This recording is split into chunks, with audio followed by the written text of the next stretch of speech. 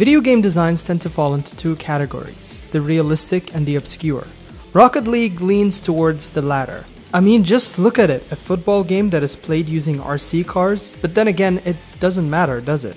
Rocket League is a brilliant title that proves that nearly any game concept can be turned into a fun and engaging experience. First off, you must be wondering, how does this all work? It must be really hard to drive a car and hit the ball, right?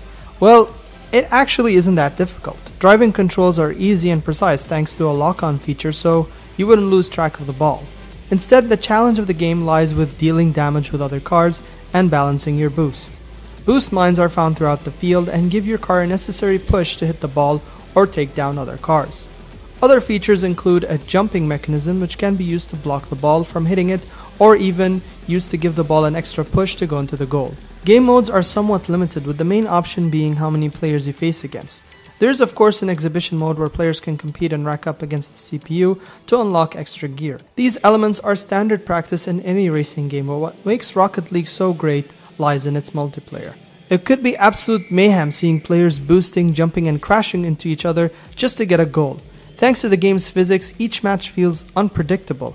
1 second you see yourself losing 4-0, and the next minute you're winning. Aside from that, players can customize their RC cars, but the functions are very basic and somewhat limited. I think one of the more astounding features of this game is the ability to play with PS4 players. Very few games actually give PC and console players a chance to duke it out against each other, so it's good to see Rocket League adding that feature. Reading on the forums and Reddit, I see Rocket League becoming a sort of battlefield to settle disputes between fanboys of the master race and console peasants. It may not be seen as a professional esport, but Rocket League managed to hit a great formula for fun. In a generation of annual released racing and football games, it's good to see one that stands out and take everyone by surprise. Rocket League is the prime definition of what makes a game fun.